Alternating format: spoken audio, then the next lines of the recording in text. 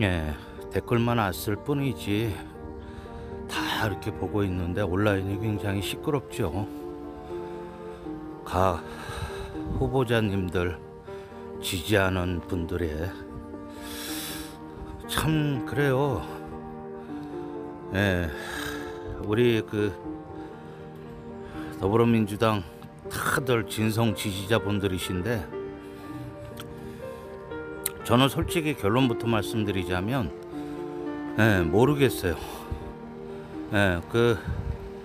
대선 주자 등록 경선을 발표를 미루는 것이 이익인지 아니면 빨리 등록을 받아서 공표를 해서 선의의 경쟁을 해서 하는 게 이익인지 솔직히 저는 모르겠어요. 아무리 여러분들의 의견을 보고 판단하고 해도 코로나19 때문에 연기하는 게 옳다고 하시는 분들도 계시고 또 당원 당규의 원칙대로 빨리 진행을 해서 하는 게 옳다고 하시는 분들도 있고 무엇이 더 이익이고 더 효과적인 일인지는 솔직히 저는 모르겠습니다. 그래서 오늘 여러분들한테 페이스북에 많은 의견들을 또는 카톡에 많은 의견들을 주시는 거를 한 분 한 분 뽑아 가지고 좀 소개를 해드리려고 하는데 우선은 여러 가지 의견들이 있어요. 근데 안타까운 거는 뭐냐면 서로 간에 의견은 존중하되 우리 지지자끼리 이렇게 좀 앉아서 해야 되겠네요. 조금 산책을 걸으면서 하려고 했더니 아직까지는 숨이 차서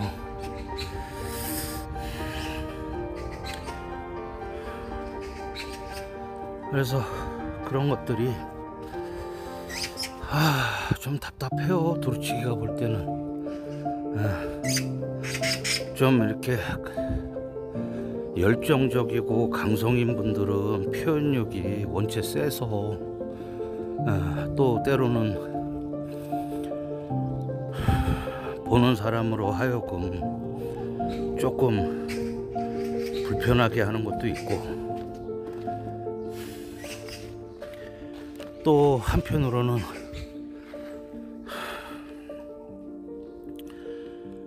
저기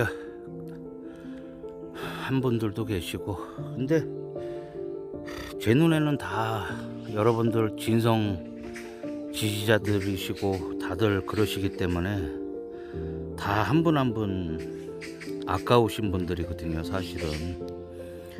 그래서 여러분들 저는 다른 게 없습니다.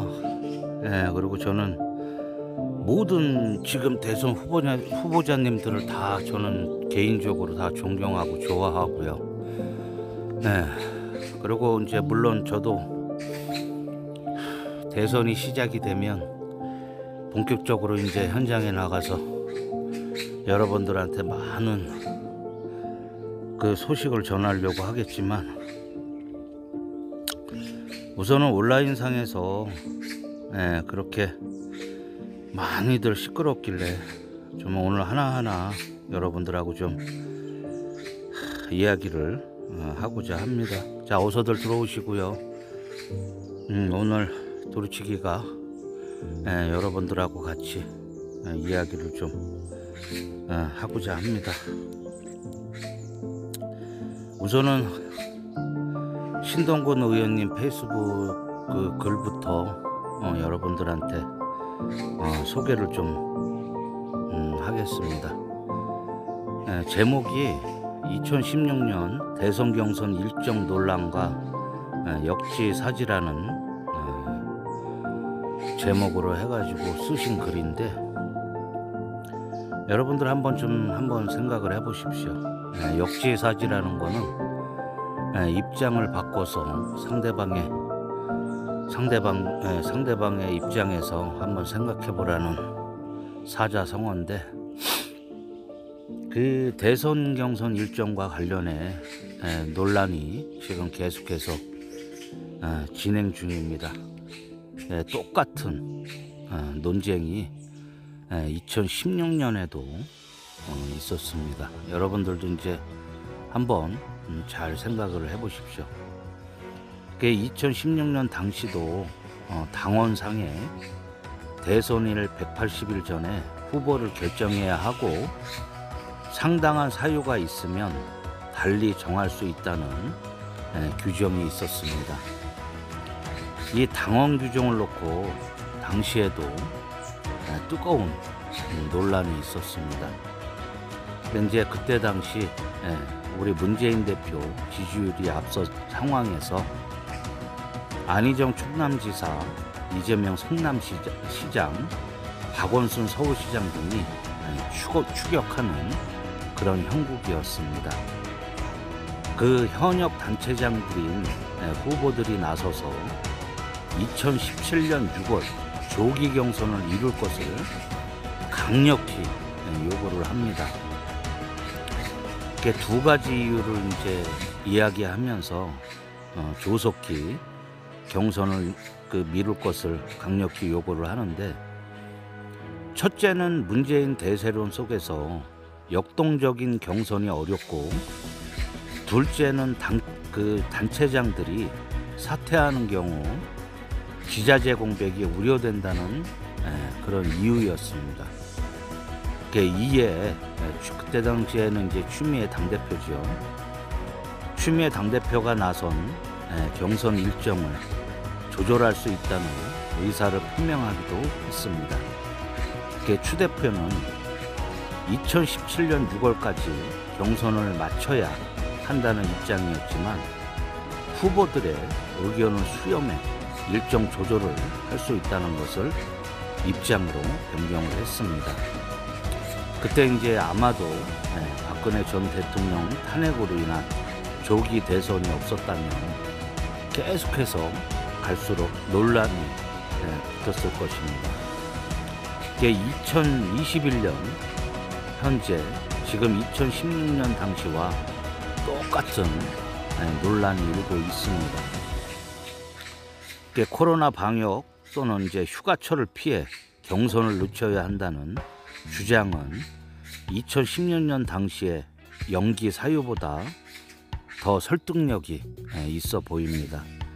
차이가 있다면 공수가 교체된 것이라고 하는 것인데요. 당시 경선 연기의 선봉장이었던 우리 이재명 지금 현 도지사께서 방어하는 형국입니다. 그 역지사지의 지혜가 필요한 지금 시기라고 이렇게 말씀을 하고 계십니다. 많은 분들이 여러분들 그 역사에 기록된 바 모든 것들이 이 반복되는 것을 느낄 수가 있을 거예요. 그래서 그때도 그랬고 이번에도 그랬고, 뭔가 비슷한 형국 속에서 또다시 서로의 그런 자기가 지지하는 분들 또는 자기가 좋아하는 분들을 놔두고 온라인상에서는 굉장히 시끄럽고, 또는 당원들끼리 또는 지지자들끼리 굉장히 의견이 나눠지고 있습니다. 그러는 가운데 과연 그러면은 우리는 어떻게 해야 되는 건가? 평범한 시민들, 평범한 촛불 시민들은 어떻게 해야 그게 좋은 것인가? 그리고 이제 또 하나, 강원도지사 최문순 도지사님 글을 한번 좀 소개를 좀 해드리려고 합니다. 제목은 정권 재창출을 위해 내가 아니라 우리가 승리해야 하는 경선을 만듭시다. 이거는 그때 당시에 이재명 성남시장님께서 말씀하신 이야기도 됩니다. 내가 아니라 우리가 이겨야 한다. 이재명 지사님의 5년 전 트위터 글 중 한 대목입니다. 저는 이재명 지사님의 그 진정성을 믿습니다. 당시 이재명 지사님께서는 박근혜 정부의 실정에 맞서 민주당이 반드시 정권 교체를 해야 한다는 절박한 심정으로 글을 쓰셨을 겁니다. 우리의 승리를 위해서 경선 시기 조정과 결선 투표제 실시 등 경선을 역동적으로 치러야 한다고 말씀하셨습니다. 그 문제의식에 저도 같은 마음입니다. 지금은 민주당의 큰 위기입니다. 정권 재창출을 할 수 있느냐 없느냐의 절제절명의 상황입니다. 대선 후보를 선출하는 이번 경선 또한 5년 전 그때보다 훨씬 더 위중한 상황입니다. 우리 민주당은 지난 4월 서울과 부산의 보궐선거에 참패했습니다. 국민 여러분, 특히 청년들로 큰 꾸지람과 회초리를 맞았습니다. 내로남불하지 말라는 명령이었습니다. 정당에서 말하는 상당한 사유는 천재지변 같은 자연 상황이 아니라 정치 과정을 의미하는 것입니다. 수권 정당을 말하면서 정권 재창출을 하지 못할 수도 있는 상황보다 더 위중한 상황이 또 있겠습니까? 경선은 코로나에 지친 국민을 위로하고 민주당에 크게 실망하셨던 국민 여러분의 마음을 새롭게 얻어가는 혁신의 과정이어야 합니다.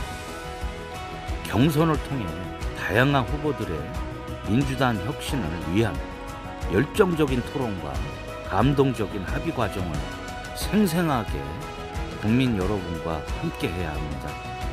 경선 과정에서 혁신의 모습을 보여드리지 못하면서 어떻게 본선에서 승리할 수 있겠습니까? 우리의 논의는 내년 3월 9일 대선에 맞춰 진행돼야 합니다.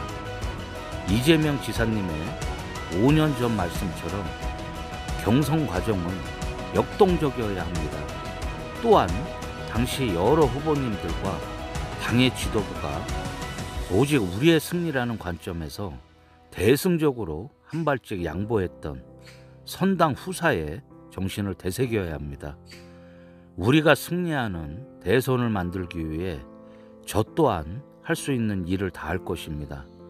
오직 민주당 정권 재창출을 위한 대승적 관점에서 경선 관련 논의가 이루어져야 되기를 기대합니다. 고맙습니다. 이러면서 강원도지사 최문순 올림 이렇게 해가지고 여러분들 제가 지금